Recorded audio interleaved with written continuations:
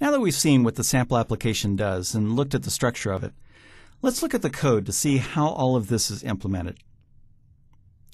Once the ASP.NET routing engine has parsed the route, it goes through some internal procedures and ultimately instantiates the requested controller class and calls the specified method.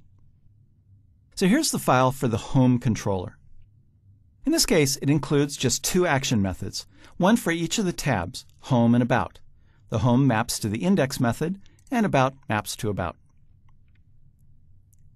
The typical default action method name is index. So you'll see that a lot in MVC applications. So when the user requests HTTP localhost or whatever your domain name is, and the port number if it's appropriate, MVC loads the home controller class and calls the index method. So it's literally calling this method. And again, that's because there are default values for the route. So if you don't provide a value for the controller and method, you get the index method of the home controller. Now this method is very simple. What it's doing is it's using the viewData object here in order to pass data to the view. This is one of the ways that you can pass data from a controller to a view, and is really useful for simple data types and objects. And here it's passing the string. That's why that particular string appears on the home page. But if you're working with a more complex model, such as one that's connected to data stored in a database, you'd use a model reference instead. But this is very simple, and it doesn't need to edit any data, so it doesn't make use of a model object. So once the method has updated the message variable, or the message object within viewData, it then calls the view. But how does MVC know which of potentially thousands of views in the application to use? Well, once again, this is where convention over configuration comes into play. Unless you tell it otherwise, it's going to look for a view with the same name as the action method, again here index, in a folder named the same as the controller in the views folder in the project. So following that convention, it's going to go to the views folder, find the home folder, it's the same name as the controller, and then loads the index view. So you can start to see some of the benefits of following convention over configuration, and you can write very simple code like this. And the really nice thing is if you start moving things around or renaming things, you don't have to come in and change names within this code here. All right, then the about method is even simpler. In this case, the view only has static text, so this code doesn't need to do anything other than call that view. And it again follows that same convention. It's going to look for an about.aspx file in the home controller's views. And then it'll load that up. Let's look at the account controller for something a little bit more complex. It has to handle authenticating users, logging them in and out, and registering users. It makes use of the ASP.NET membership services. And so most of the code is just interacting with different interfaces and objects that are provided by membership services. So here are the logon action methods. We actually have two. These are used to authenticate a user who enters the login credentials. The application uses the first of the overloaded methods, which has no attributes here, in order to load the logon form. So it's just calling the view, which is going to present that form with empty values, or empty text boxes. And then it uses the second overloaded version of the method, the one with the HTTP post attribute here, in order to process the information that's entered by the user.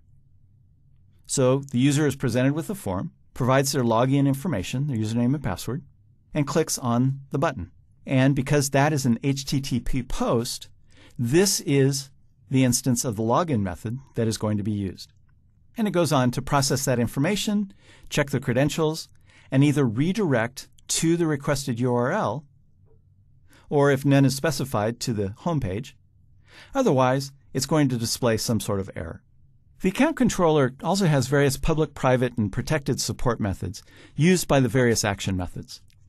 Like any .NET class, you can provide support methods and features within a single class.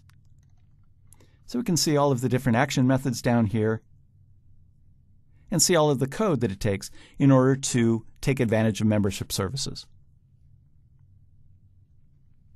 So as you can see, MVC controllers include all of the logic for managing the workflow of the application.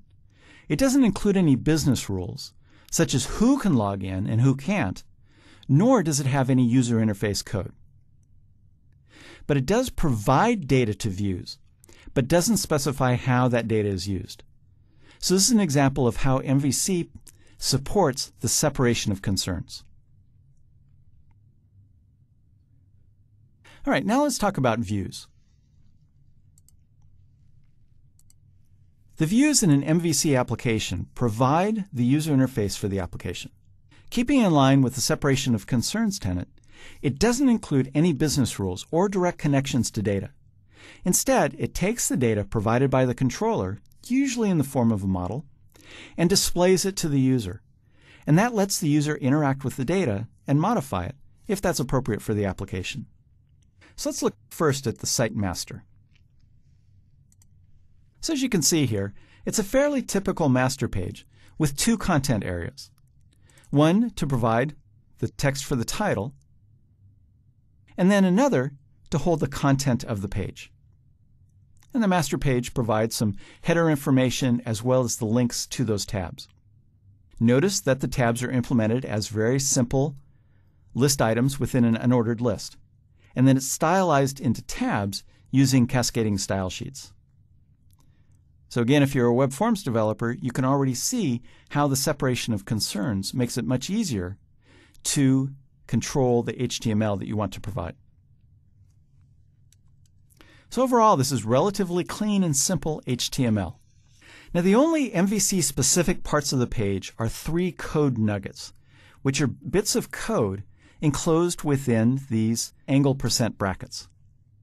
This first code nugget renders the logon user control. That's what displays the logon link at the top of the page, or if the user is logged in, the username and a little welcome message, and a log off link.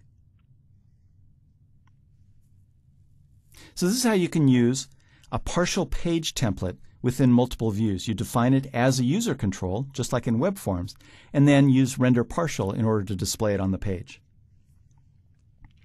And then the other 2 code nuggets define the tabs. And they provide links to the index and about action methods. So I'm using the action link, provide the text that is displayed on the page. So this is what's going to appear in the page for the link. And then it's the index method of the home controller. And there's various overloaded versions of that method as well. And that will automatically create the proper link to the appropriate controller and action method. Now let's look at the index method of the home controller. So it uses the site master in order to display the structure of the page. And then it defines the 2 content areas. So here the title is going to be homepage, and obviously you can change that. And then here's the content of the page. Now this particular view consists mostly of static text, but it uses this view data object. If you remember, in the home controller, we specified the value of that message variable, and here is where we're using that. We're just reading that value out, and that's what displays that string, here bracketed by H2 header elements. Now this is interesting because this uses a new version of a code nugget that was introduced with ASP.NET 4.0 and is implemented with MVC 2. And what this does is, if you use the colon version here, rather than an equal sign, it's going to automatically HTML encode whatever data is going to be displayed here. The nice thing about this is that if the data that's being provided is already encoded, ASP.NET 4.0 is smart enough not to double encode it or re-encode it. So this is something that you should generally get in the habit of using, this notation, rather than the older angle bracket %=. If you use the equal sign and you want to encode it, you have to explicitly call html.encode in order to encode that. Just a little bit of security information to keep in the back of your mind.